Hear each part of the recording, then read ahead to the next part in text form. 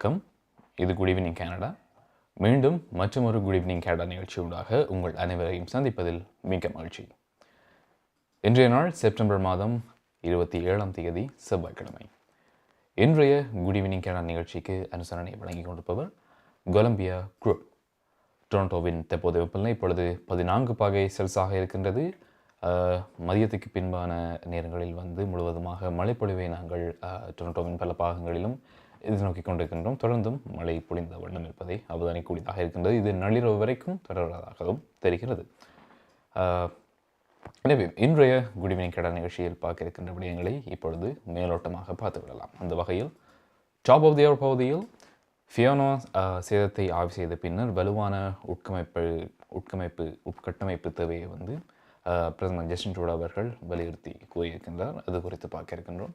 மற்றும் கனடிய வளம் பகுதியில் ஃபியோனா சூறாவளிக்கு மத்திய அரசின் உதவியை அறிவித்த மத்திய அமைச்சர்கள். எனவே அது குறித்த விடயங்களை பற்றி பார்க்க இருக்கின்றோம்.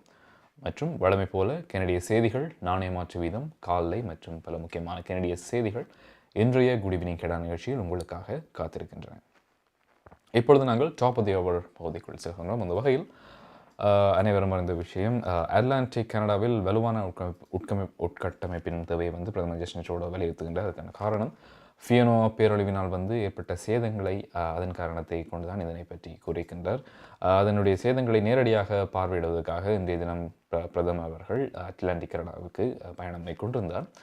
ஃபியோனா ஏற்படுத்திய விரிவான சேதத்தை ஆய்வு செய்த பின்னர் மீள்தன்மையுடைய உட்கட்டமைப்பை உருவாக்குவதற்கான வழிகளை கண்டுபிடிப்பதாக பிரின்ஸ் எட்வர்ட் தீவில் ஜஸ்டின் ட்ரூடோ அவர்கள் உறுதியளித்திருக்கின்றார். இதேவேளை அட்லாண்டிக் கனடாவில் உள்ள மீட்பு முயற்சிகளில் கிட்டத்தட்ட சுமார் 300 இராணுவ வீரர்கள் ஈடுபட்டுள்ளதாகவும் கூட தெரிய வந்திருக்கின்றது. எனவே இது குறித்து பிரதமர் ஜஸ்டின் ட்ரூடோ அவர்கள் கூறிய விடயங்களை இப்பொழுது பார்க்கலாம்.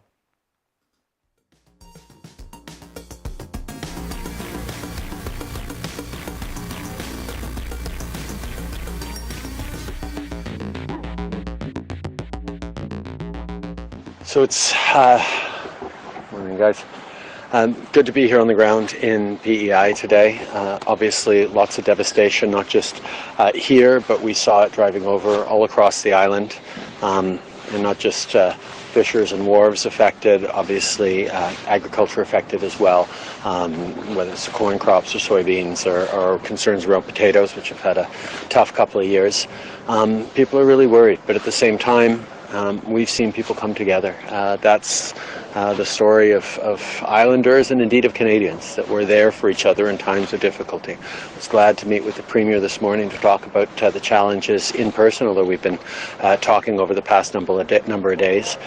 And over the past few days I've been hearing from Lawrence, from Heath, from Sean Casey and Bobby Morrissey as well, just the impact on the ground and how we're going to be there for each other as we get through it. The federal government is here as a partner. We were working already in advance of the storm to prepare for the worst, and the worst happened, but at the same time there are tremendous stories of resilience, of rebuilding, and there's a lot of work to do over the coming weeks and months, and hopefully not years, but if it takes that long, we will continue to be there. Canadians are there for each other, Islanders are there for each other, and we'll all pull together through this storm. That was actually one of the things that we were talking about with Premier King this morning, how we make sure that having gone through this, we learn from it. We look at ways of building more resilient infrastructure. I think some of the good news amongst all the bad news is major highways, major bridges, major infrastructure held, but there's always lessons to be learned, and unfortunately the reality is with climate change there are going to be more extreme weather events with a greater intensity, and that means we're going to have to be thinking about how to make sure that we're ready for whatever comes at us next, and those will be ongoing as challenges. Well, certainly I was hearing from Marvin and Mitch and others that the breakwater was completely submerged by the storm surge, which combination of the storm and hitting with a high tide under a full moon, all those things contributed to it, but the reality is extreme weather events are going to get more intense and more severe over the coming years because our climate is changing, and that's why making sure that we're adapting to it, making sure we're mitigating for it, making sure we're there to build and support people into the coming decades. These are lessons that we have to focus focus on. We've already done a reasonably good job with certain infrastructure. Some of the big infrastructure's held as well as we would have hoped it to, even with an unprecedented storm. But there's lots more to learn and lots more to do. And as we have been over the past years in other disasters, the Government of Canada will be part of it. Unfortunately, from in my first years as Prime Minister, the Fort McMurray fires, to the floods in BC most recently, to everything in between, we're having to react to a level of urgencies and emergencies that are going to require, yes, strong response, but also being proactive about making sure we're creating even more resilient infrastructure in communities. Even as we see the devastation, we also see in the conversations I had with fishers and farmers and folks who are cleaning up their lives and trying to recover, there is a resilience to Canadians and a level of confidence that comes from the fact that we know that in Canada we're there for each other. We're there for our neighbours, and we're seeing that and the very best of it through disasters like this, like we've seen them over some very difficult years as well the past couple of years. The federal government will be there. We've unfortunately gotten very good at being there for people, whether it's after extreme wildfires or floods or rebuilding after heat waves. These are things that we need to respond to, and that's something that we're going to continue to be there for. I think Canadians need to know that the federal government will be there alongside the provincial government, alongside local communities. I got to sit down with the local First Nations chiefs to talk about the impacts on their communities as well. It's who we are as Canadians. We stick up for each other. We're there to help each other through the tough times because that's the only way we succeed all together, and that's what we'll stay focused on. Right now, everyone's going through a lot of anxiety, a lot of hard work cleaning up. But we know that it's not just right now that they need help. It'll be for weeks and months and even years to come. And we will be there for each other because that's what Canadians do. Canada பிராம்ப்டனில் இருக்கும் பெரிய தமிழர் நிறுவனம் Colombia wedding invitation முதல் அனைத்து printing தேவைகளுக்கும் Colombia printing. நீங்கள் அனுப்பும் பணம் உலகின் எந்த நாடுகளுக்கும் நம்பிக்கையோடு கிடைத்திட கொலம்பியா மணி டிரான்ஸ்ஃபர். திரைப்படங்கள், பாடல்கள், MP3 என அனைத்தும் உடனுக்குடன் பெற்றிட கொலம்பியா வீடியோ. சொன்னா இது ஒரு குட்டி மால் மாதிரி. 20 வருடங்களுக்கு மேலான சேவை, 600க்கும் அதிகமான முகவர்கள், கனடாவின் முன்னணி 5 நிறுவனங்களில் ஒன்று, தமிழர்கள் பெருமை கொள்ளும் ஒரே நிறுவனம், home life future realty Inc, brokerage Selva Vetrivel. வீடு வாங்குவது, விற்பது, மோர்ட்கேஜ், லா ஃபர்ம் என அனைத்தும் ஒரே இடத்தில், விசாலமான இடப்பரப்பில்.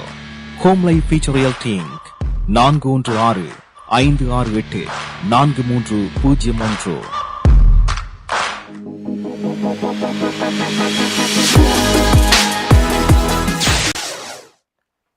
டொரண்டோ நேரம் 9:10 நேர்கள் குடிவினி கனடா நிகழ்ச்சியோடு இணைந்திருக்கின்றீர்கள். இன்றைய நிகழ்ச்சியை உங்களுக்கு வழங்கிக் கொண்டிருப்பவர்கள் கொலம்பியா குரூப்.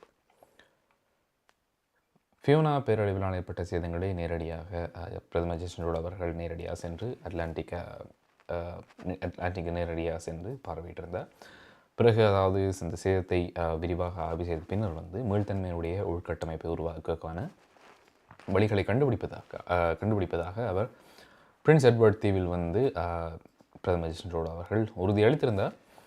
இதேவேளை அட்லாண்டிக் கனடாவில் மீட்பு பணியில் கிட்டத்தட்ட 300 இராணுவ உறுப்பினர்கள் தற்சமயம் ஈடுபட்டிருக்கிறார்கள்.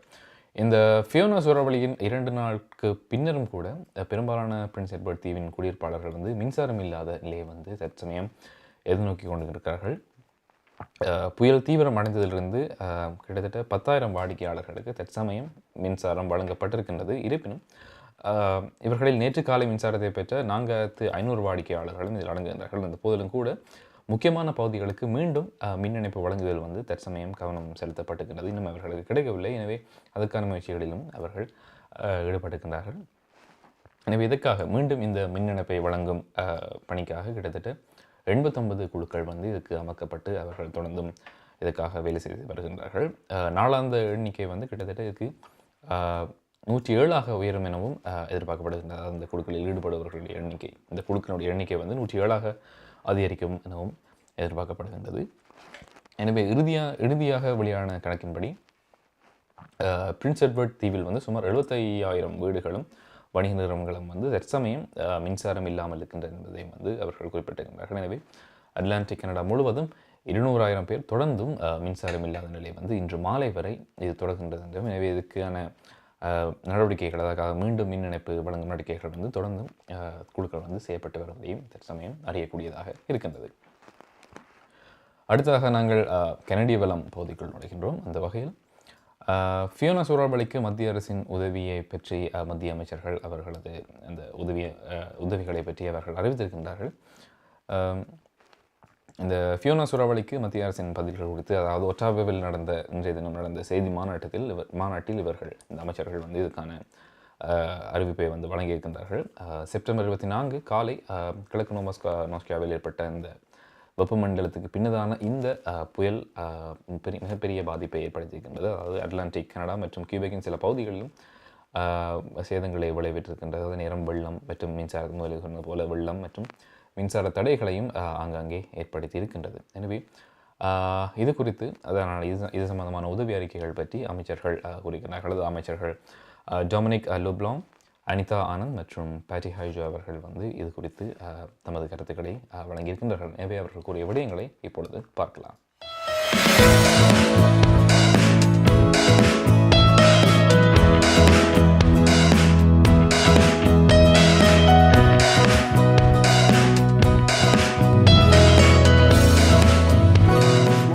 As you know, the Prime Minister left for Atlantic Canada to speak directly with those communities affected by the recent hurricane. As the Prime Minister has said, the Government of Canada is always ready to assist provinces in the cleanup and recovery efforts that will take place not only over the coming days, but over the coming weeks and months. As my colleague Minister Anita Anand and Minister Haidu will outline, the Government of Canada has already deployed significant resources to the affected areas.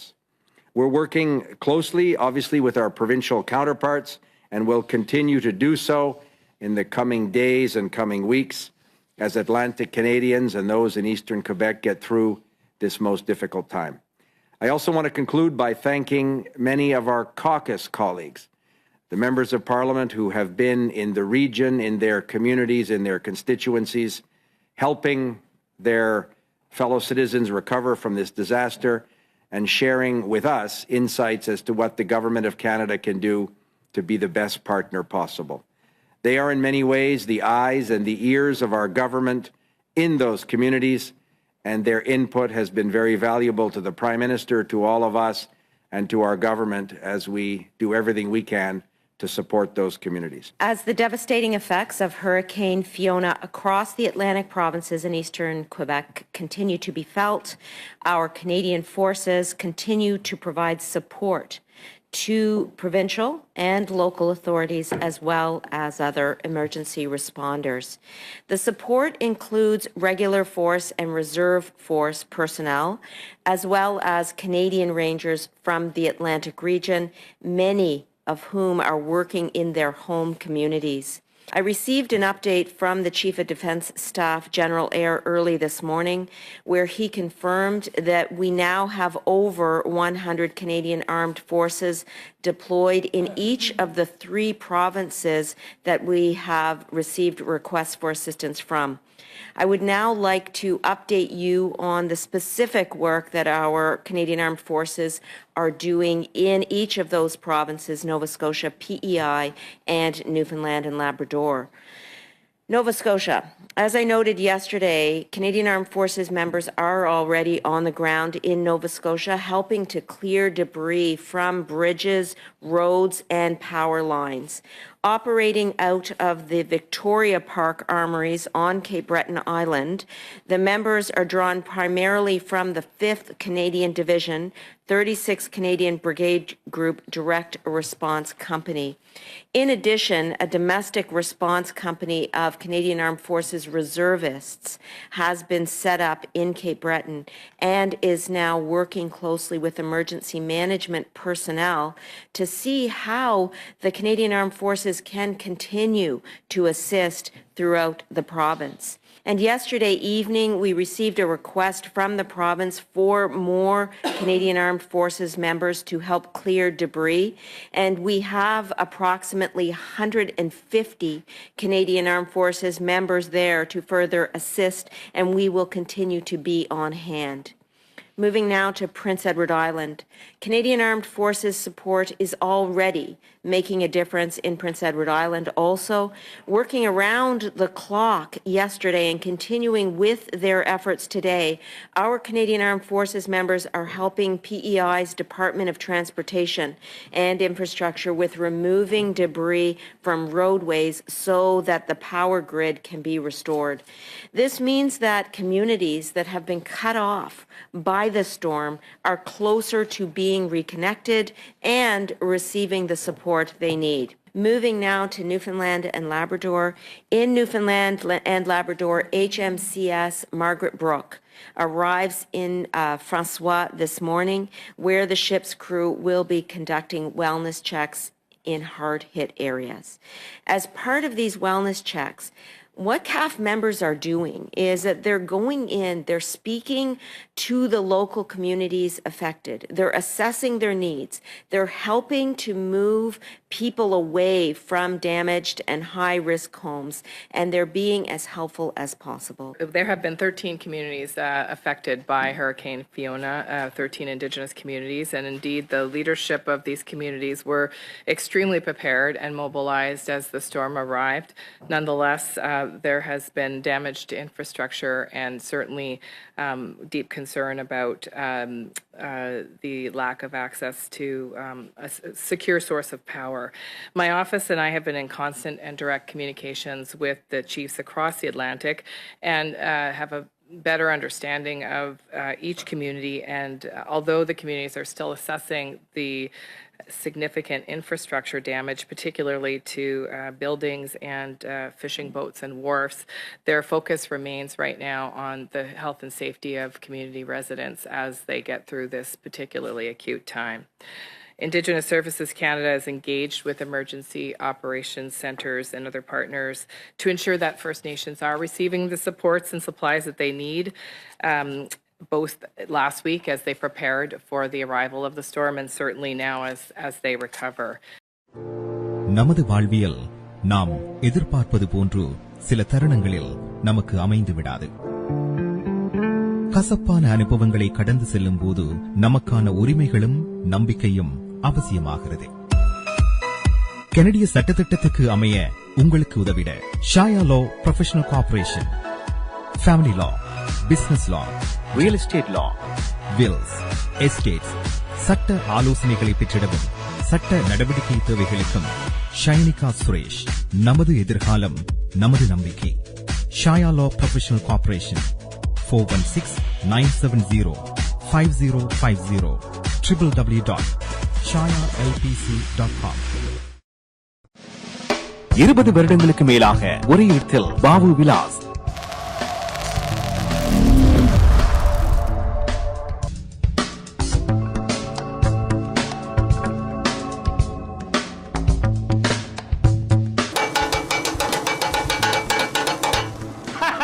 என்ன வாக்குறியல்? அண்ணர் கச்சிதமா கொத்து போடுறாரு உண்டோ.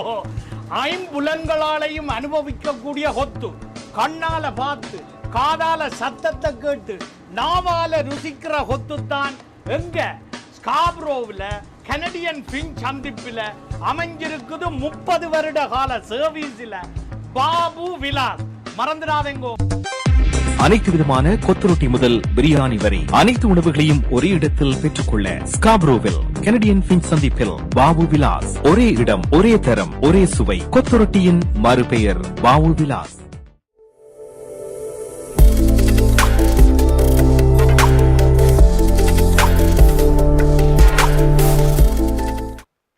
Toronto நேரம் 9:21 நேர்கள் குடிவினி Canada நிகழ்ச்சியோடு இணைந்திருக்கின்றீர்கள். இன்றைய நிகழ்ச்சியை உங்களுக்கு வழங்கிக் கொண்டிருப்பவர்கள் கொலம்பியா குரூப். ஃபியோனா சூறாவளிக்கு மத்திய அரசின் உதவிகள் பற்றி அமைச்சர்கள் வழங்கிய விடயங்கள் பற்றி பார்த்தீர்கள். அடுத்தாக நாங்கள் பார்க்க இருப்பது நாணய மாற்று வீதம். எனவே இலங்கையை பொறுத்த வரைக்கும் தற்சமயம் 280 ரூபாய் செல்கின்றது. இந்தியாவை பொறுத்த வரைக்கும் 61 ரூபாய் 50 சதங்கள் செல்கின்றன. இப்பொழுது கொலம்பியா மணி டிரான்ஸ்ஃபர் வழங்குகின்ற நாணய மாற்று வீதம் பார்க்கலாம். பிரம்டனில் அமைந்துள்ள கொலம்பியா குரூப் ஆதரவில் இன்றைய கனேடியன் நாணய மாற்று வீதம் இலங்கை 280 ரூபாய், இந்தியா 61.50 ரூபாய், அமெரிக்கா 0.73 ஐரோப்பா 0.76 யூரோ, சுவிட்சர்லாந்து 0.72 சுவிஸ் பிராங்க், பிரித்தானியா 0.68 pounds, Australia 1.13 Australian dollar, Singapore 1.05 Singapore dollar. பிரம்டனில் அமைந்துள்ள கொலம்பியா குரூப் ஆதரவில் கனேடியன் நாணய மாற்று வீதம். கனடா பிராம்டனில் இருக்கும் பெரிய தமிழர் நிறுவனம் கொலம்பியா வெட்டிங் இன்விடேஷன் முதல் அனைத்து பிரிண்டிங் தேவைகளுக்கும் கொலம்பியா பிரிண்டிங். நீங்கள் அனுப்பும் பணம் உலகின் எந்த நாடுகளுக்கும் நம்பிக்கையோடு கிடைத்திட கொலம்பியா மணி டிரான்ஸ்ஃபர். திரைப்படங்கள், பாடல்கள், MP3 என அனைத்தும் உடனுக்குடன் பெற்றிட கொலம்பியா வீடியோ. சொன்னா இது ஒரு குட்டி மால் மாதிரி.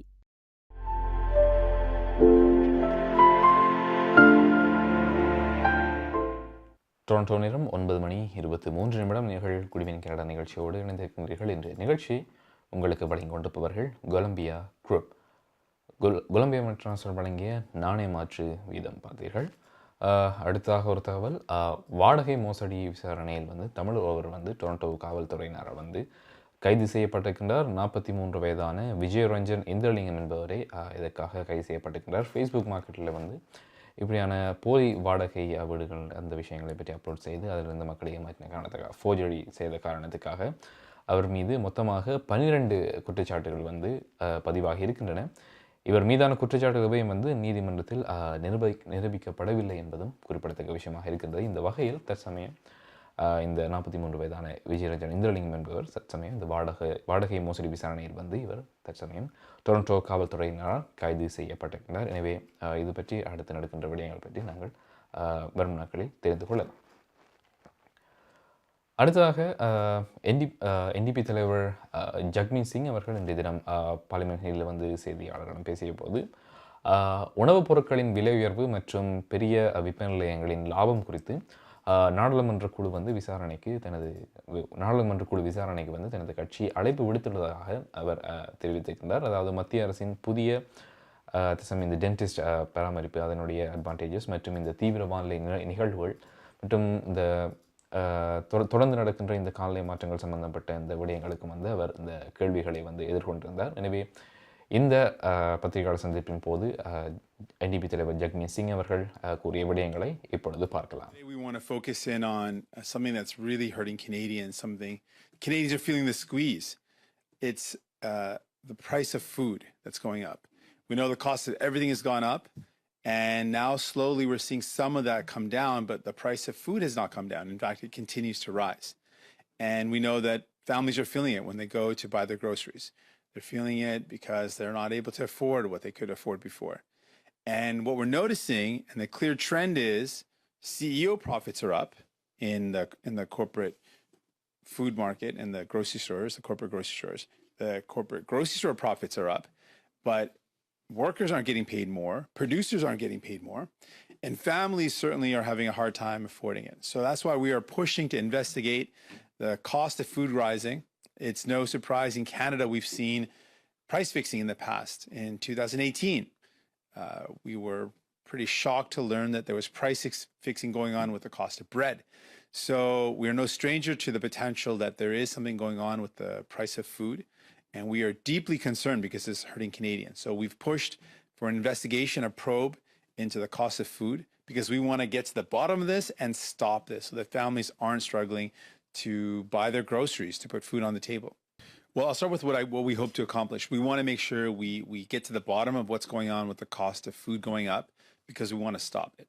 We know that this is an area where families are really feeling the squeeze, and it's the one area where the prices have not started to come down. While in the other areas of inflation, we're seeing some movement. Certainly not in food, though. That's where we're not seeing any movement at all, and that's deeply concerning because that's literally what people need to do: put food on the table. So that's our ultimate goal: is get to the bottom of this so that we can stop it. What we're inspired by, sadly, is that this has happened in the past, and we're no stranger to the fact that price fixing has occurred. And some of the major producers of bread and major grocery stores were involved in price fixing which was uncovered after years in 2018. So we are worried that something similar might be happening because we see that the CEO bonuses are up, we see profits are up, but workers aren't getting paid more, producers aren't getting paid more. So it leads us to believe, as economists have pointed out, that it is not that prices have gone up in relation to the cost of production or the other costs that have increased, that grocery stores and CEOs have increased their profits beyond that or increased their prices beyond that to make record profits. And that's something that we're deeply concerned of. And we believe that's where government needs to step up and provide support and protection to Canadians. And that's what we're fighting for. Well, we can show really clearly when it comes to the legislative agenda on day one of Parliament that these things would not have happened but for New Democrats. We've got some really clear examples. The dental care was something that the Liberals literally voted against. They voted against with the Liberals and the Conservatives coming together. They voted against this 2 times in the last parliamentary session. So we can show really clearly this wasn't something that they were hoping to do in the future, they were planning on doing, but just didn't get around to it. They voted against it. They literally said no. We forced them to say yes to families. But we also know that Canadians will have a choice with other parties, and the Conservatives do not believe that you deserve to get your teeth looked after. While the leader of the Conservative Party has had dental care for 18 years, nearly 2 decades, paid for by you, by the public, he believes that it's wrong for families to have that same coverage. That's something that he's going to have to answer at the polls. When it comes to the GST doubling of that, putting more that rebate, putting more of people's own money back in their pockets, again, this is something we've been demanding since the spring, and the government's response at the time, Justin Trudeau's response was, inflation is worse in other countries, and it's not our fault. We're not denying those facts, but that does not help a family that's trying to put food on the table. And we forced them to put this in place, and now it's happening. So we can show clearly that this would not have happened but for us. Imagine if we were in government, the type of decisions we can make, how we can make people a priority. We wouldn't have to force someone else to do it. We would just get it done. உங்கள் குடும்பத்துக்கான பாதுகாப்பு காப்புறுதி. உங்கள் வருமானத்துக்கேற்ற குறைந்த விலையில் அனைத்து காப்புறுதிகளையும் பெற்றுக் கொள்ளலாம். ஆயுள் காப்புறுதி, மருத்துவ பரிசோதனையற்ற காப்புறுதி, கொடிய நோய்களுக்கான காப்புறுதி, இவற்றோடு குழந்தைகளுக்கான கல்வி சேமிப்பு, டிராவல் இன்சூரன்ஸ், குரூப் இன்சூரன்ஸ் என அனைத்தையும் பெற்றுட லைஃப் 100 இன்சூரன்ஸ் அண்ட் இன்வெஸ்ட்மெண்ட்ஸ் இத்துறையில் பல வருட கால அனுபவம் கொண்ட தமிழர் நிறுவனம். அழையுங்கள் ஸ்ரீதரன் துரைராஜா 416-321-2500. மேலதிக விவரங்களுக்கு life100.ca.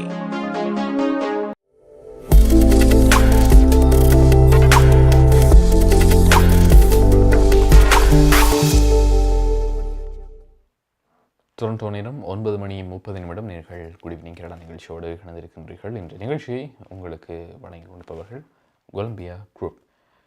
NDP தலைவர் ஜக்மீத் சிங் அவர்கள் இன்றைய தினம் பாராளுமன்றத்தில் பத்திரிகையாளர்களிடம் பேசிய போது கூறிய விடயங்கள் பற்றி பார்த்தீர்கள். அது குறிப்பாக உணவுப் பொருட்களின் விலை உயர்வு மற்றும் பெரிய விற்பனை நிலையங்களில் லாபம் குறித்து நாடாளுமன்ற குழு விசாரணைக்கு தனது கட்சி அழைப்பு விடுத்துள்ளமே அவர் குறிப்பிட்டு கூறியிருந்தார். அதே நேரம் தற்சமயம் நடக்கின்ற இந்த தீவிர வானிலை நிலவுகள் மற்றும் இந்த காலநிலை பற்றிய விடயங்கள் பற்றியும் அவர் தனது கருத்துக்களை தெரிவித்திருந்தார். சென்ட் கேத்தரின் நகரில் பணியிடத்தில் ஏற்பட்டிருக்கின்ற இந்த ஹைட்ராலிக் அமிலத்தின் வெளிப்பாடு காரணமாக 23 பேர் மருத்துவமனையில் அனுமதிக்கப்பட்டிருக்கின்றார்கள். THK ரிதம் ஆட்டோமேட்டிக் பிளான்ட் என்ற நிறுவனத்தில் இன்று காலை 10:30 மணி அளவில் இந்த சம்பவம் நிகழ்ந்துள்ளதாக நயகுரா சுகாதார பிரிவு இதனை உறுதிப்படுத்தியிருக்கின்றது. ஒப்பந்ததாரர் ஒருவனால் தற்செயலாக இதனுடைய அந்த அடைப்பான் சேதப்படுத்தப்பட்டதாகவும் அதிலிருந்து 5 லிட்டர் ஹைட்ராலிக் அமிலம் வெளியேறியதாகவும் சென்ட் கேத்தரின் தீயணைப்பு பிரிவின் தலைவர் கூறியிருக்கின்றார். அமிலத்தின் வெளிப்பாடு மிகவும் சிறியதாக இருந்த எனவும் தொழிலாளர்கள் முன்னெச்சரிக்கையாக மருத்துவமனைக்கு கொண்டு செல்லப்பட்டிருக்கின்றார்கள் எனவும் அவர் கூறியிருந்தார். அனைத்து நோயாளிகளும் மதிப்பீடு செய்யப்பட்டதாகவும் அனைவரும் இன்று வீடு செல்ல அனுமதிக்கப்படுவார்கள் என எதிர்பார்க்கப்படுகின்றது என்றும் அவர் தனது கருத்தில் தெரிவித்திருந்தார். அடுத்ததாக பார்க்க இருப்பது இன்றைய தினமும் பாராளுமன்றத்தில் ஒரு விவாதம் ஏற்பட்டது. வழமை போல துணை பிரதமர் கிறிஸ்டியா ஃபிலினன் மற்றும் எதிர்க்கட்சி தலைவர் பியர் பாலிவியர் அவர்கள் இருவருக்கும் காரசாரமான விவாதம் இன்றைய தினமும் தொடர்ந்து இருக்கின்றது. எனவே இது பற்றிய காணொலியை இப்பொழுது பார்க்கலாம்.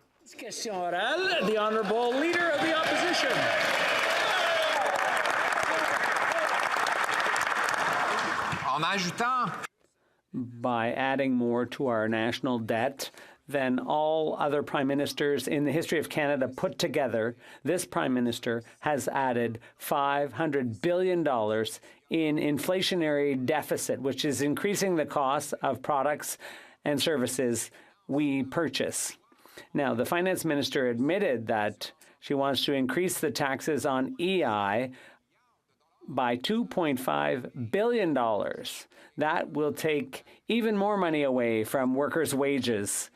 Mr. Speaker, will the government scrap those tax hikes so that workers can keep more money in their pockets? The Honourable Deputy Prime Minister.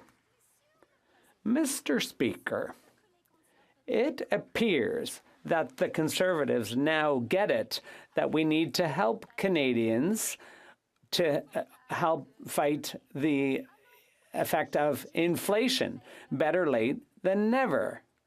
So I appreciate the latest Conservative flip-flop. It's about time they also supported our one-time payment of $500 to help vulnerable Canadians who are having a hard time paying their rent.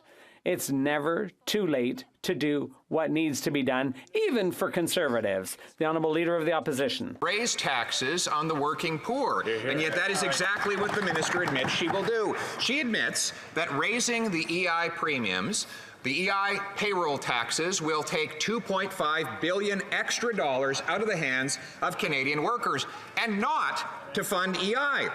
She also admits through her own public filings that the government will take $10 billion more in EI taxes than it will pay out in benefits, money that the Prime Minister will raid from the account and spend however he likes. Will the Prime Minister get his hands off the EI fund and the paychecks of our workers? The Honourable Deputy Prime Minister. Mr. Speaker, the EI contribution rate today is 1.58. Next year, it'll go up to $1.63. Both of those rates are lower than the EI contribution rate was in every single year when Stephen Harper was Prime Minister. Yet the new Conservative leader, who was actually the employment minister during those years, now wants to slash our contributions. So who do the Conservatives think was the better economic manager, Prime Minister Harper or their new leader? The Honourable Leader of the Opposition. Well, we were terrific economic managers together, and we will be again. So I'm just getting a little practice in on answering questions, Mr. Speaker. We'll be doing more of it when we're in government soon. But in fact, EI payments have gone up for the average $60,000 a year worker from $930 when I was the minister to $948 now. That's a small increase, but the big $2.5 billion tax increase is just ahead. This minister admits the money won't even go to EI. It'll go to government spending. Why won't they get their hands off the EI fund and the paychecks of our workers? The Honourable Deputy Prime Minister. Speaker, in 2015, a Canadian earning $49,500 a year paid $931 in EI premiums. Next year, that same Canadian will pay $807. That's nearly $125 less than she paid when the Conservative leader was the minister in charge. So, yet again, Mr. Speaker, Canadians really need to understand whose policies do Conservatives support, Stephen Harper's or their new leaders? The Honourable Leader of the Opposition. And both. And the total payroll tax of a $60,000 a year earner went from $3,400 under the previous Conservative government to $4,168 today. And the reality is, none of that was necessary, and they want to use the money for anything but EI. Mr. Speaker, on top of that, now they plan to triple the carbon tax, raising gas, heat, and grocery costs, and killing jobs for many people in many sectors. Their policy is paychecks down and costs up. And in fairness, they're succeeding at both. Will they stop that policy and cancel their tax hikes? The Honourable Deputy Prime Minister. Mr. Speaker, I've already explained that Canadians earning around $50,000 a year next year will pay $125 less in EI premiums. But now I want Conservatives to come clean on what they want to do to our pensions. Their proposal is an irresponsible scheme to eviscerate our pensions. As Rob Carrick pointed out, quote, Canada pension plan premiums are not a tax. The CPP is the bedrock of a Canadian retirement plan. The Conservatives want to undermine all of our pensions, but we won't let them. மார்க்கம் நகரில் உங்கள் அனைத்து தங்க நகை தேவைகளுக்கும் IP gold and silver house நவீன design தங்க ஆபரணங்களை குறைந்த விலையில் பெற்றுக் கொள்ளவும் உங்கள் பழைய நகைகளை கொடுத்து புதுப்பித்துக் கொள்ளவும் IP gold and silver house உங்கள் நகைகள் எந்த தரத்தில் உள்ளது என்று இன்றே பரிசோதித்து அறிந்து கொள்ளுங்கள். தங்கம், வெள்ளி, டைமண்ட் என அனைத்தையும் பெற்றிட தரமான நிறுவனம் IP gold and silver house. Markham and Steeles சந்திப்புக்கு அருகில் இன்றே அழையுங்கள். நகை வாங்க நல்ல நேரம். ஐபி கோல்ட் அண்ட்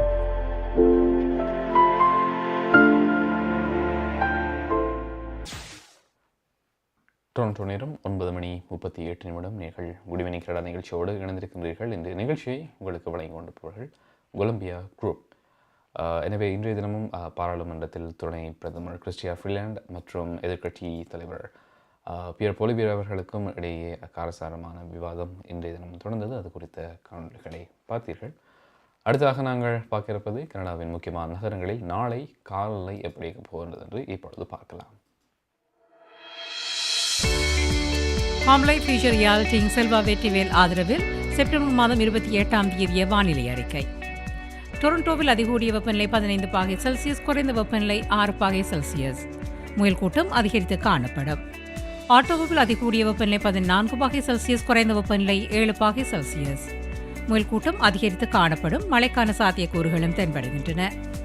மான்ட்ரியலில் அதிகூடிய வெப்பநிலை 18 பாகை செல்சியஸ், குறைந்த வெப்பநிலை 8 பாகை செல்சியஸ். முயல் கூட்டம் அதிகரித்து காணப்படும். அத்தோடு சூரிய ஒளியும் சேர்ந்து காணப்படும்.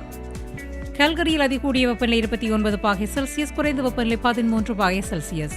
சூரிய ஒளியுடன் கூடிய நாளாக இது காணப்படும். வான்கூவரில் அதிகூடிய வெப்பநிலை 18 பாகை செல்சியஸ், குறைந்த வெப்பநிலை 14 பாகை செல்சியஸ். முயல் கூட்டம் அதிகரித்து காணப்படும். சூரிய ஒளியும் தென்படும். மழைக்கான சாத்தியக்கூறுகளும் தென்படுகின்றன. ஹோம்லை ஃபியூச்சர் ரியாலிட்டிங் செல்வா வெற்றிவேல் ஆதரவில் செப்டம்பர் மாதம் 28 வானிலை அறிக்கை. 20 வருடங்களுக்கு மேலான சேவை, 600க்கும் அதிகமான முகவர்கள், கனடாவின் முன்னணி 5 நிறுவனங்களில் ஒன்று, தமிழர்கள் பெருமை கொள்ளும் ஒரே நிறுவனம் home life future realty Inc. Brokerage Selva Vetrivel.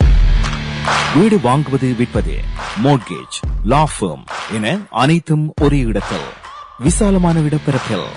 Home life future realty inc. 416-568-4301.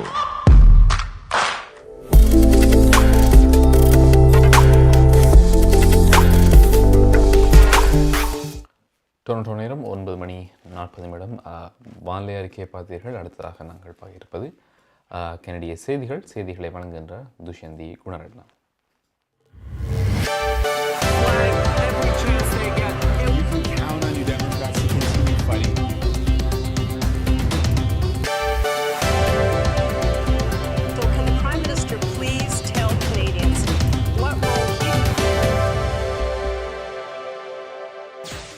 வணக்கம். இன்று செப்டம்பர் மாதம் 27 செவ்வாய்க்கிழமை. கொலம்பியா குரூப் ஆதரவில் குட் ஈவினிங் canada.com, தேசியம் நேஷன்.com ஆகிய இணையதளங்களின் இன்றைய கனேடிய செய்திகள். செய்தி தொகுப்பு தேசியம் சஞ்சிகை குழுமம். அட்லாண்டிக் கனடாவில் வலுவான உள்கட்டமைப்பின் தேவையை பிரதமர் ஜஸ்டின் ட்ரூடோ வலியுறுத்தினார். ஃபியோனா பேரழிவினால் ஏற்பட்ட சேதங்களை நேரடியாக பார்வையிட இன்று பிரதமர் அட்லாண்டிக் கனடாவிற்கு பயணம் மேற்கொண்டார். ஃபியோனா ஏற்படுத்திய விரிவான சேதத்தை ஆய்வு செய்த பின்னர் மீள்தன்மையுடைய உள்கட்டமைப்பை உருவாக்குவதற்கான வழிகளை கண்டுபிடிப்பதாக பிரின்ஸ் எட்வர்ட் தீவில் ட்ரூடோ உறுதியளித்தார். இதேவேளை அட்லாண்டிக் கனடாவில் மீட்பு முயற்சிகளில் சுமார் 300 இராணுவ உறுப்பினர்கள் ஈடுபட்டுள்ளதாக பாதுகாப்பு அமைச்சர் அனிதா ஆனந்த் என்று கூறினார். ஃபியோனா சூறாவளி $700 மில்லியன் வரை இழப்பை ஏற்படுத்தியுள்ளதாக மதிப்பிடப்பட்டுள்ளது. $300 மில்லியன் முதல் $700 மில்லியன் வரை காப்பீடு செய்யப்பட்ட இழப்பை ஃபியோனா சூறாவளி ஏற்படுத்தியுள்ளதாக மதிப்பிடப்பட்டுள்ளது. இந்த தொகையானது பிற மாகாணங்களில் ஏற்பட்ட முந்தைய இயற்கை பேரழிவுகளுக்கு நிகரான இழப்பு என கூறப்படுகிறது. கடந்த ஆண்டு பிரிட்டிஷ் கொலம்பியா மாகாணத்தில் ஏற்பட்ட வெள்ளம் $515 மில்லியன் இழப்பை ஏற்படுத்தியிருந்தது குறிப்பிடத்தக்கது. ஃபியோனா சூறாவளியின் 2 நாட்களுக்கு பின்னரும் பெரும்பாலான பிரின்ஸ் எட்வர்ட் தீவின் குடியிருப்பாளர்கள் மின்சாரம் இல்லாத நிலையை எதிர்கொள்கின்றனர். புயல் தீவிரம் அடைந்ததில் இருந்து 10,000 வாடிக்கையாளர்களுக்கு மின்சாரம் வழங்கப்பட்டுள்ளது. இவர்களில் நேற்று காலை மின்சாரத்தை பெற்ற 4,500 வாடிக்கையாளர்களும் அடங்குகின்றனர். இருப்பினும் முக்கியமான பகுதிகளுக்கு மீண்டும் மின் இணைப்பு வழங்குவதில் கவனம் செலுத்தப்படுகிறது. மீண்டும் மின் இணைப்பை வழங்கும் பணியில் 89 குழுக்கள் ஈடுபட்டுள்ளன. நாளை இந்த எண்ணிக்கை 107 உயரும் என எதிர்பார்க்கப்படுகிறது. இறுதியாக வெளியான கணக்கின்படி பிரின்ஸ் எட்வர்ட் தீவில் சுமார் 75,000 வீடுகளும் வணிக நிறுவனங்களும் மின்சாரம் இல்லாமல் உள்ளன. அட்லாண்டிக் கனடா முழுவதும் 200,000 பேர் தொடர்ந்து மின்சாரம் இல்லாத நிலையை எதிர்கொள்கின்றனர். செயின்ட் கேத்தரின்ஸ் நகரில் பணியிடத்தில் ஏற்பட்ட ஹைட்ரோகுளோரிக் அமிலத்தின் வெளிப்பாடு காரணமாக 23 பேர் மருத்துவமனையில் அனுமதிக்கப்பட்டனர். THK ரைத்தும் ஆட்டோமோட்டிவ் பிளான்ட் என்ற நிறுவனத்தில் இன்று காலை 10:30 மணியளவில் இந்த சம்பவம் நிகழ்ந்ததாக நயகரா சுகாதார பிரிவு உறுதிப்படுத்தியது. ஒப்பந்ததாரர் ஒருவரினால் தற்செயலாக ஒரு அடைப்பான் சேதப்படுத்தப்பட்டதாகவும் அது 5 லிட்டர் ஹைட்ரோகுளோரிக் அமிலத்தை வெளியிட்டதாகவும் செயின்ட் கேத்தரின்ஸ் தீயணைப்பு பிரிவினர் தலைவர் கூறினார். அமிலத்தின் வெளிப்பாடு மிகவும் சிறியதாக இருந்தது எனவும் தொழிலாளர்கள் முன்னெச்சரிக்கையாக மருத்துவமனைக்கு கொண்டு செல்லப்பட்டனர் எனவும் கூறப்படுகிறது. அனைத்து நோயாளிகளும் மதிப்பீடு செய்யப்பட்டதாகவும் அனைவரும் இன்று வீடு செல்ல அனுமதிக்கப்படுவார்கள் என எதிர்பார்க்கப்படுவதாகவும் தெரிவிக்கப்படுகிறது. கடந்த 19 ஆண்டுகளாக ஆல்பர்டாவில் நடைமுறையில் உள்ள ஓட்டுநர் உரிமத் திட்டம் மாற்றியமைக்கப்படுகிறது. எதிர்வரும் இலைத்துளிர் காலத்தில் இந்த மாற்றம் அமலுக்கு வரவுள்ளது. இந்த மாற்றங்களின் நோக்கம் பாதுகாப்பு அம்சங்களை குறைக்காமல் ஆல்பர்டா மாகாணவாசிகளின் செலவுகளை குறைப்பதாகும் என மாகாண போக்குவரத்து அமைச்சர் பிரசாத் பாண்டா கூறினார். வாடகை மோசடி விசாரணையில் தமிழர் ஒருவர் டொரண்டோ காவல்துறையினரால் கைது செய்யப்பட்டுள்ளார். 43 வயதான விஜயரஞ்சன் இந்திரலிங்கம் என்பவரே கைது செய்யப்பட்டுள்ளவர். இவருக்கு எதிராக 12 குற்றச்சாட்டுகள் பதிவாகியுள்ளன. இவர் மீதான குற்றச்சாட்டுகள் எவையும் நீதிமன்றத்தில் நிரூபிக்கப்படவில்லை. கொலம்பியா குரூப் ஆதரவிலான இன்றைய கனேடிய செய்திகள் நிறைவு பெறுகின்றன. நமது செய்தி தொகுப்பு வார நாட்களில் இரவு யூடியூப் சேனலில் பதிவேற்றப்படும். மீண்டும் நாளை சந்திக்கலாம். நன்றி, வணக்கம்.